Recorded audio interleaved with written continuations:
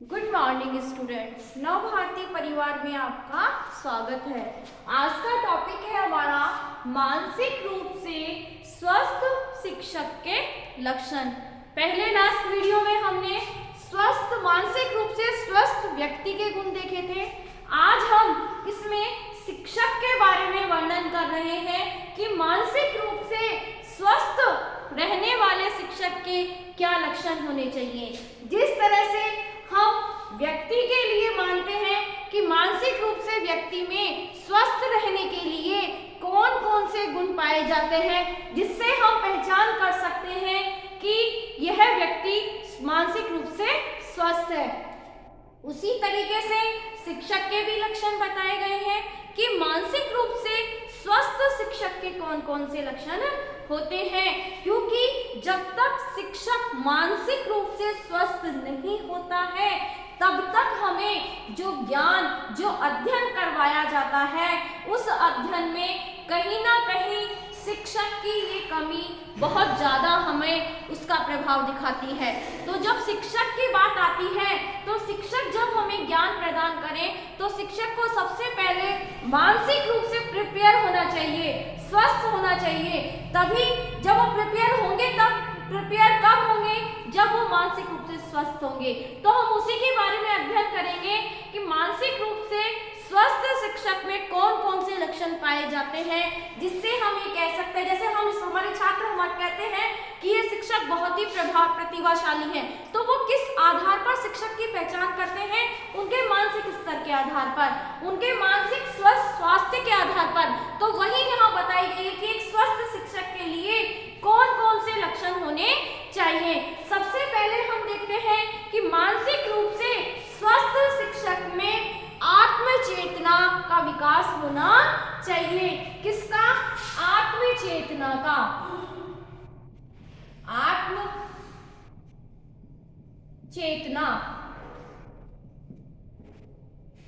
आत्मचेतना अर्थात आत्मा की चेतना। हमारी जो अंदर आत्मा, हमारी जिस चीज को हमारी आत्मा स्वीकार करती है, तो इसमें क्या होता है? आत्मचेतना में हम अपने गुण और हमारी कमी दोनों को स्वीकृत करते हैं।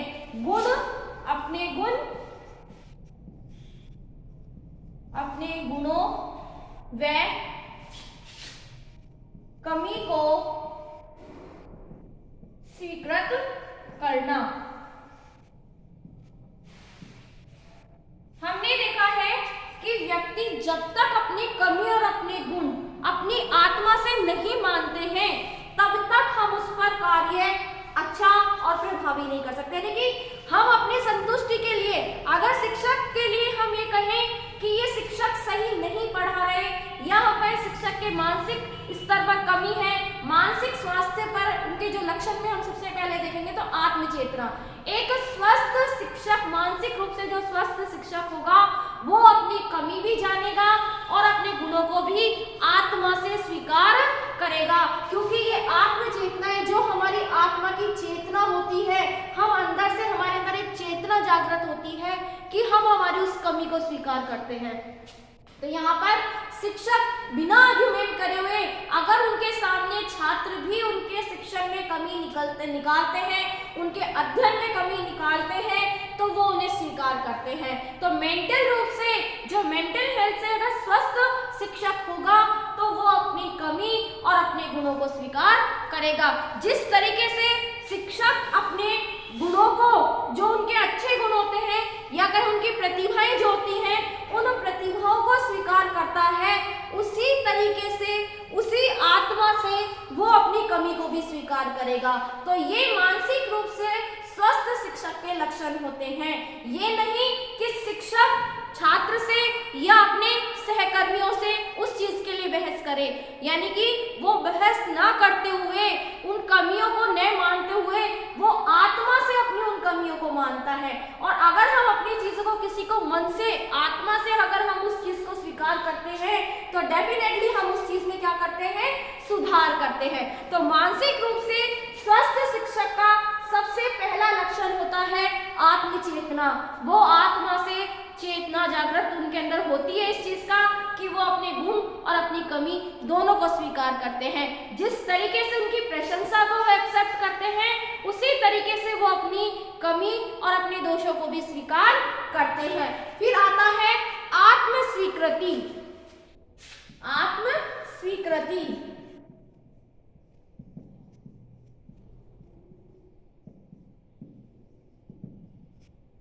यहाँ आत्मचेतना है, यानी कि इन गुणों और कमी को स्वीकार करते हुए जो उनके अंदर से जो आत्मा में जो चेतना जागृत होती है, जो ज्योति जागृत होती है, वो उस चीज को स्वीकार करते हैं और मन से उसके अंदर कार्य करते हैं। अंदर से उनके अंदर एक चेतना जागृत होती है जिसके द्वारा इन कमियों को और अपने जो गुणों में जो कमी पाई जाती है उनको स्वीकार करते हुए एक अलग से वो अपनी चेतना जागृत करते हैं और अपने गुणों को और अपनी कमियों को दूर करते हैं। यहाँ पर भी क्या करते हैं, अपने गुणों के साथ साथ कि जितने वो अपने गुण स्वीकार करते हैं उतने ही वो अपनी कमी को भी स्वीकार करते हैं।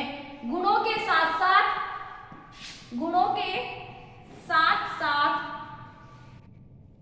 अपनी कमी को भी स्वीकार करना, अपनी कमी भी स्वीकार करना, अर्थात किसी से आर्गुमेंट नहीं करना। यहाँ आत्मचेतना, हम हमारी आत्मा से हमारी कमियों को स्वीकार करते हैं।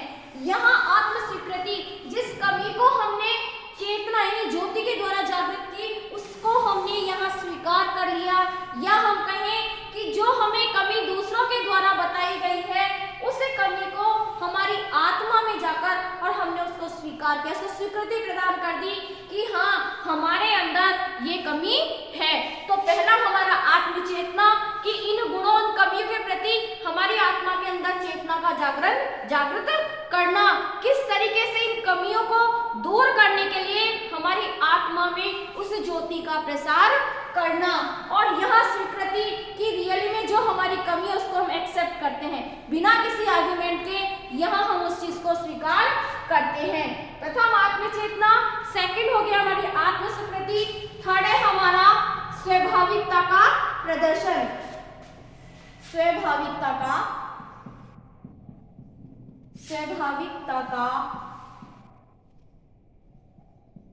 प्रदर्शन।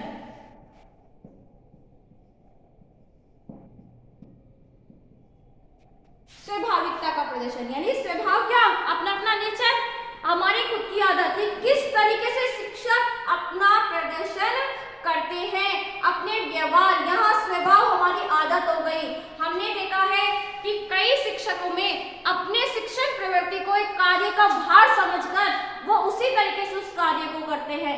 कुछ शिक्षक अपनी एक जिम्मेदारी या हम एक शिक्षक का एक बड़ा दायित्व समझते हुए उसे अपने स्वभाव में उतारते हुए वो उस तरीके से कार्य करते हैं, यानी कि प्रत्येक का अपना स्वभाव होता है कि शिक्षण को व्यवसाय माने या शिक्षण को हम स्वयं अपनी इच्छा माने, शिक्षक का एक गुण माने, तो ये हमारे सबके एक स्वभाव पर है और इसी का ही असर हमारे किस पर पड़ता है, हमारे प्रदर्शन पर, कि किस तरीके का शिक्षक प्रदर्शन करते हैं। हम देखते हैं शिक्षक जब हमें कक्षा में अध्ययन करवाते हैं तो हम जो उनकी कमी या उनका जो रिजल्ट या हम उसको उनकी जो सिखाई हुई चीज को जो एक्सेप्ट करते हैं, जो फीडबैक देते हैं, वो फीडबैक हम किसके आधार पर देते हैं, उनके प्रदर्शन के आधार पर कि किस तरीके से शिक्षक ने प्रदर्शन किया।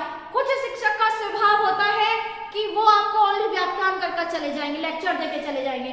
कुछ शिक्षक आपको स्टोरी करते हुए, इंटरेस्टिंग करते हुए सुनाएंगे, कुछ शिक्षक आपको उसका प्रयोग करते हुए सुनाएंगे, यानी कि सब शिक्षक का स्वभाव अपने तरीके से अलग अलग प्रदर्शन होता है।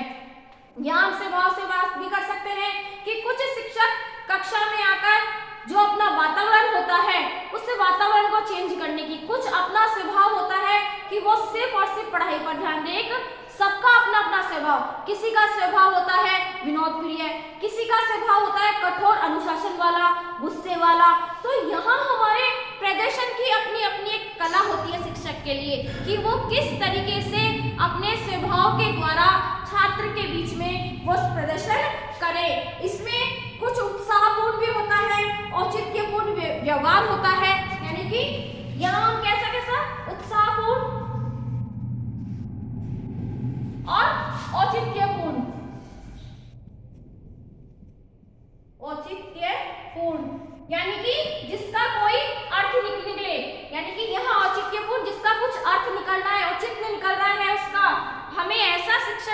जाए, ऐसा व्यवहार प्रदर्शन किया जाए जिसका कुछ निष्कर्ष निकल सके। और साथ में यहाँ बनाया कि उनका प्रदर्शन दो ही तरीके से होता है, उत्साहपूर्ण होगा या फिर उनके प्रदर्शन में उत्साह नहीं होगा और कुछ औचित्यपूर्ण होगा। अगर मानसिक रूप से स्वस्थ शिक्षक हैं तो डेफिनेटली वो अपने प्रदर्शन में एक उत्साह दिखाएंगे, साथ में उसी चीज का अध्ययन करवाएंगे जिसका कि वो निष्कर्ष निकल रहा है। तो इसमें वही चीज बताइए कि एक स्वस्थ शिक्षक औचित्यपूर्ण प्रदर्शन करेगा हमारे सामने और साथ में उत्साह से भरपूर प्रदर्शन हमारे सामने करेगा, जिससे कि जिस तरीके से शिक्षक में उत्साह का संचार हो रहा है उसी तरीके से किसमें होगा, छात्रों में होगा। तो ये उनके स्वभाव पर है कि एक स्वस्थ, मानसिक रूप से स्वस्थ शिक्षक होता है, उसका जो स्वाभाविक प्रदर्शन होता है वो होता है औचित्यपूर्ण और साथ में उत्साहपूर्ण। ऐसे ही शिक्षक मानसिक रूप से स्वस्थ होते हैं। पहला आत्मचेतना, आत्मस्वीकृति, स्वाभाविकता का प्रदर्शन। फिर आता है हमारे सामने वैज्ञानिक व तार्किक स्रोत। वैज्ञानिक व तार्किक स्रोत। हमने देखा है कि शिक्षक जो भी हमें ज्ञान देंगे, तार्किक सोच का होना लिख सकते हैं हम यहाँ पर, तार्किक सोच।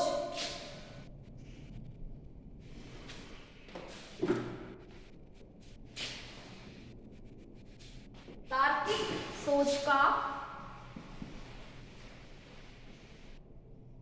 सोच का होना।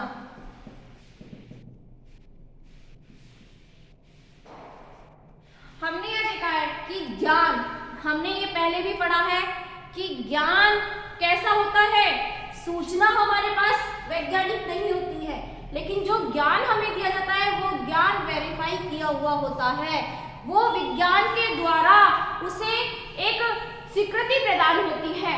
तो मानसिक रूप से अगर स्वस्थ शिक्षक है तो हमें वही वैज्ञानिक और तार्किक ज्ञान देगा। तार्किक का मतलब जिसमें तर्क हो और क्रमबद्ध ज्ञान हो, और वैज्ञानिक ज्ञान जो कि एक प्रमाणिक ज्ञान होता है। ये नहीं कि शिक्षक हमें अनुमानिक ज्ञान देंगे, नहीं, एक मानसिक रूप से स्वस्थ शिक्षक हमेशा हमें वैज्ञानिक ज्ञान देंगे, जिसके लिए विज्ञान ने हमें प्रमाणित किया है, वही ज्ञान वो छात्रों तक पहुंचाते हैं, और वही ज्ञान उनका तार्किक ज्ञान होता है जो कि एक क्रमबद्ध किया हुआ है, जिसमें तर्क होते हैं। वो एक तरीके से उनके लिए एक प्रमाणिक ज्ञान होता है, प्रमाण होता है उनके पास। तो यहाँ बताया गया कि मानसिक रूप से स्वस्थ शिक्षक हमेशा वैज्ञानिक और तार्किक सोच रखते हैं और उसी तरीके का ज्ञान वो छात्रों तक पहुंचाते हैं, यानी कि उनकी सोच वैज्ञानिक होती है, ना कि अनुमानिक या हम कहें अंधविश्वासी। ऐसा नहीं होता है।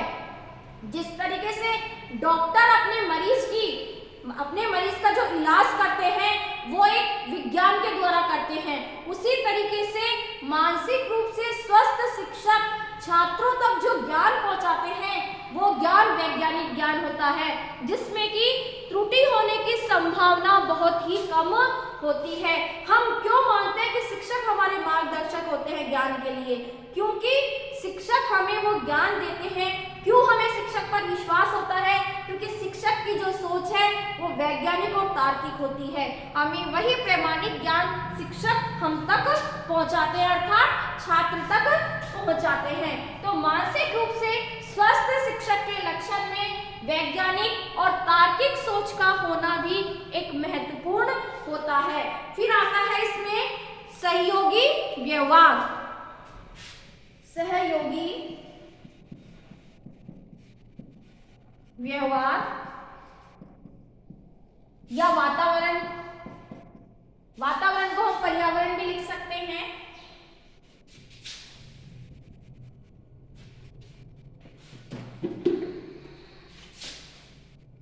यानी कि शिक्षक का व्यवहार कैसा होना चाहिए? शिक्षक का व्यवहार होना चाहिए सहयोगी, मिलनसार का, पर्यावरण का ज्ञान। पर्यावरण का, यानी कि वो क्या करते हैं, हमें जहां हमें अपना ये सहयोगी व्यवहार अपनाते हैं वहीं हमें पर्यावरण का ज्ञान भी प्रदान करते हैं। शिक्षक के लिए कहते हैं कि हमारे पास क्वेश्चन भी आता है कई बार कि शिक्षक और छात्र के बीच में कैसा संबंध होना चाहिए, सहयोगी, मित्रतापूर्ण। तो यहाँ पर वही चीज है कि मानसिक रूप से जो स्वस्थ शिक्षक होगा वो छात्रों के साथ कैसा व्यवहार रखेगा, मित्रतापूर्ण, सहयोगीपूर्ण। यानी कि हम देखते हैं ना कि अगर छात्र और शिक्षक में अगर डिस्टेंस ज्यादा होता है तो शिक्षक के द्वारा जो ज्ञान दिया जाता है उसे पूर्ण रूप से वो नहीं, छात्र उससे पूर्ण रूप से ग्रहण नहीं करते हैं। इसमें जो अंतःक्रिया विश्लेषण की प्रक्रिया के लिए कहा जाता है कि शिक्षक और छात्र में एक सहयोगी व्यवहार होना जरूरी होता है। शिक्षक का व्यवहार कैसा होना चाहिए, छात्र के प्रति विनम्रतापूर्ण, साथ में उसमें मित्रता और सहयोगीपूर्ण। क्योंकि अगर शिक्षक कठोर अनुशासन वाला, गुस्से वाला, क्रोध वाला होता है तो जो छात्र होते हैं वो अपने जो विचार शिक्षक के सामने देना चाहते हैं वो पूर्ण रूप से उसे नहीं दे पाते। और ये हमेशा ये हम पढ़ते भी हैं अंतःक्रिया विश्लेषण में कि जब तक छात्र और शिक्षक के बीच में क्रिया नहीं होती है, अंतःक्रिया, तब तक वो शिक्षण प्रभावी नहीं होता है। तो उस शिक्षण प्रक्रिया को प्रभावी बनाने के लिए साथ में जो छात्रों की अपनी विचार होते हैं उन विचारों को बाहर निकालने के लिए अपनी अध्ययन जो शिक्षण प्रक्रिया है उसको प्रभावी बनाने के लिए शिक्षक को कैसा व्यवहार रखना होता है, सहयोगीपूर्ण व्यवहार रखना होता है। साथ में वो छात्र को पर्यावरणीय ज्ञान भी देते हैं। किस तरीके से कि शिक्षक ये बताना चाहते हैं कि हम पर्यावरण को किस तरह से शुद्ध रख सकते हैं, क्या हम पर्यावरण को संरक्षित किस तरीके से रख सकते हैं, ये हम कब बता सकते हैं, जब हम छात्र के साथ मित्रतापूर्ण व्यवहार रख सके। यानी कि अगर हम जो शिक्षक जो क्रियाएं करवाते हैं छात्रों से, एक पाठ्यक्रम के अतिरिक्त जो हम पाठ्य सहगामी क्रियाएं करवाते हैं बच्चों को, तो वो क्रियाएं हम कब करवा सकते हैं और क्यों करवाते हैं, वो इसीलिए करवाते हैं कि शिक्षक और छात्र के बीच में एक सहयोगी भावना स्थापित हो। तो इसमें बताया गया है कि एक स्वस्थ शिक्षक हमारे शिक्षक छात्र के साथ कैसा व्यवहार रखेगा, सहयोगी व्यवहार रखेगा।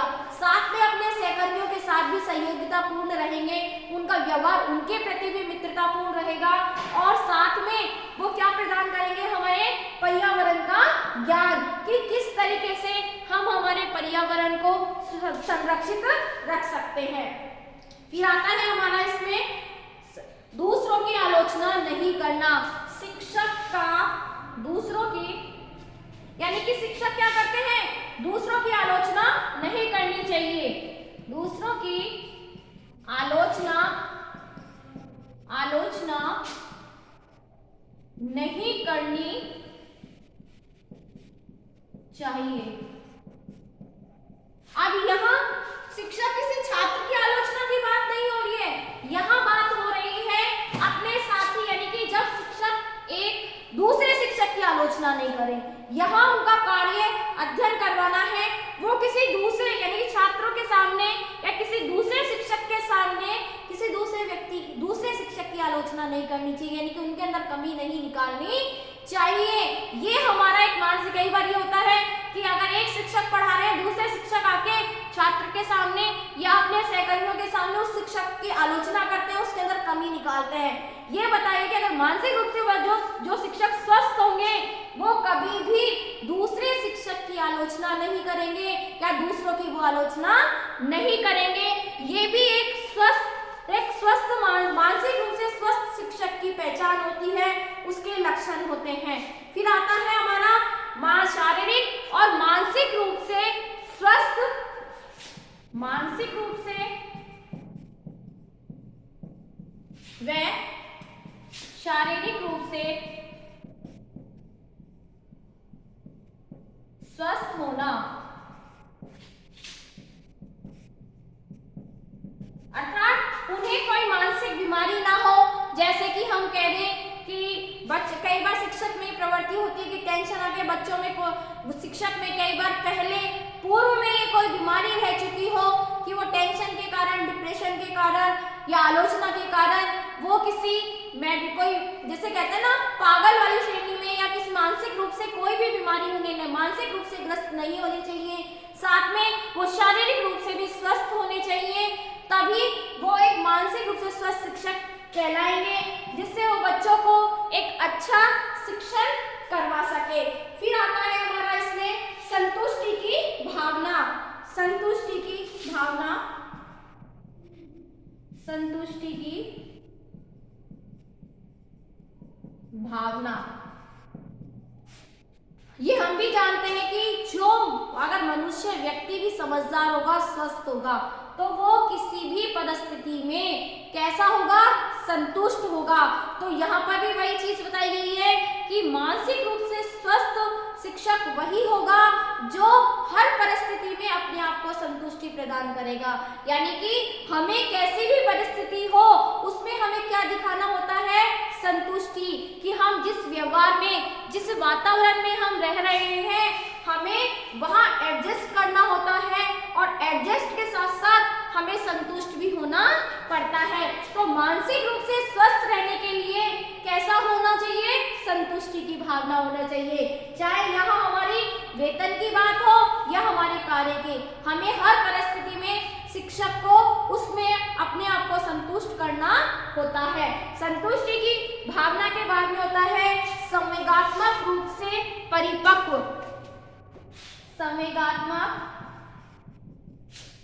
संवेगात्मक रूप से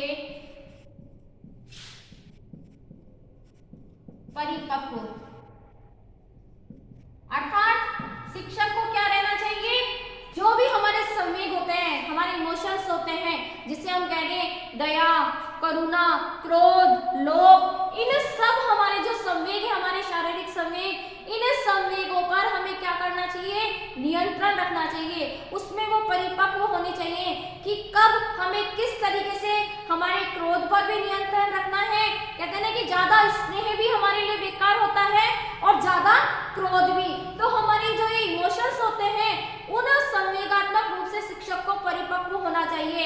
परिपक्व का मतलब वो अपने उन संवेगों पर अपने आप का नियंत्रण करना सीख लेना चाहिए कि किस तरीके से वो इस पर नियंत्रण रख सकते हैं। तो अपने सभी संवेगों पर उन्हें क्या रखना चाहिए, नियंत्रण रखना चाहिए, जिससे कि वो उस चीज के लिए परिपक्व हो। जैसे हमारा क्रोध, प्रेम, लोभ, दया, ये सब जो हमारे संवेग है, इन सब पर हमें क्या, शिक्षक को कंट्रोल रखना आना चाहिए, तभी वो मानसिक रूप से स्वस्थ होंगे। नहीं तो यही छोटे छोटे संवेग हमें एक डिप्रेशन में ले जा सकते हैं। तो यहाँ पर इन चीजों का हमें कब किस तरीके से प्रयोग करना है, ये हमारे अंदर जब तक नहीं आती है, जब तक हम पूर्ण रूप से उसके लिए परिपक्व नहीं होते हैं। लास्ट में आता है इनका स्वस्थ जीवन के दर्शन। स्वस्थ जीवन दर्शन, यानी कि शिक्षक का जीवन कैसा होना चाहिए, स्वस्थ होना चाहिए। अब इसमें कौन कौन से, जैसे मैंने कहा कि शिक्षक को कैसा होना चाहिए, शिक्षक को होना चाहिए, इसमें स्वस्थ जीवन में है, ये स्वस्थ जीवन में सबसे पहला निष्पक्ष, यानी कि शिक्षक जब हमारे कहते हैं ना, शिक्षक जब शिक्षक बन जाते हैं तो उन्हें हमेशा निष्पक्ष तरीके से निर्णय लेना चाहिए। उन्हें एक छात्र का पक्ष और दूसरे का विपक्ष नहीं बनना चाहिए। उन्हें जो भी निर्णय लें वो हमेशा कैसा लेना चाहिए, निष्पक्ष, यानी कैसा हो उनका जो भी निर्णय हो वो निष्पक्ष निर्णय हो। फिर आता है कि शिक्षक कैसा होना चाहिए, विनोद प्रिय। विनोद प्रिय अर्थात थोड़े हंसमुख होने चाहिए या विनोद का भाव उनके अंदर होना चाहिए, जिससे कि बच्चे उनसे बोर ना हो और वो जो चीजें बताना चाहें उससे बच्चे खुलकर शिक्षक से अपनी जो उनके विचार हैं वो खुलकर बच्चे शिक्षक से पूछ सके। उत्तरदायित्व की चेतना होनी चाहिए, उत्तरदायित्व की चेतना होनी चाहिए, यानी कि वो किस तरीके से अपने उत्तरदायित्व के प्रति जागृत होने चाहिए, किस विषय वस्तु में प्रवीण होने चाहिए। ये हम एक अच्छे शिक्षक की और कहते हैं ना कि अगर शिक्षक अपने विषय वस्तु कंटेंट जो उनका होता है, अपना जो विषय होता है, जब तक उस विषय की नॉलेज नहीं होती है तो वो शिक्षण कैसे कर पाएंगे, ये हमारे शिक्षक के ऊपर एक क्वेश्चन मार्क लग जाता है। तो जब शिक्षक पढ़ाए तो शिक्षक कैसा होना चाहिए, विषय वस्तु में प्रवीण होना चाहिए। प्रवीणता यानी कि उन्होंने उसमें निपुणता से अपनी विषय का ज्ञान उन्हें होना चाहिए। साथ में प्रभावशाली, उनका जो संचार होना होता है वो कैसा होना चाहिए, प्रभावशाली संचार, यानी कि जो वो अपने विचार, जो अपनी सूचनाएं संचारित करना चाह रहे हैं, जो ज्ञान वो देना चाह रहे हैं, वो ज्ञान कैसा होना चाहिए, प्रभावशाली होना चाहिए। साथ में उनके व्यवसाय के प्रति उनका सम्मान होना चाहिए, व्यवसाय के प्रति सम्मान, जिसे हम मानते हैं कि काम ही पूजा है। अगर एक शिक्षक का व्यवसाय शिक्षा करवाना है तो उसे उसका सम्मान करना चाहिए कि किस तरीके से हम इसे आगे बढ़ा सकते हैं, यानी कि एक स्वस्थ शिक्षक अपने इस व्यवसाय के प्रति एक सम्मानता की दृष्टि उन्हें होनी चाहिए। तो ये हमारे आज स्वस्थ शिक्षक के, मानसिक रूप से स्वस्थ शिक्षक के लक्षण थे। आत्मचेतना, आत्मस्वीकृति, स्वाभाविकता का प्रदर्शन, वैज्ञानिक व तार्किक सोच का होना, सहयोगी व्यवहार या पर्यावरण का ज्ञान, दूसरों की आलोचना नहीं करनी चाहिए, मानसिक रूप से व शारीरिक रूप से स्वस्थ हो, संतुष्टि की भावना हो, संवेगात्मक रूप से परिपक्व हो, एक स्वस्थ जीवन दर्शन हो। और स्वस्थ जीवन दर्शन में मैंने आपको 6 पॉइंट लिखवाए कि कौन कौन से हमारे स्वस्थ जीवन के हमारे दर्शन होते हैं। धन्यवाद।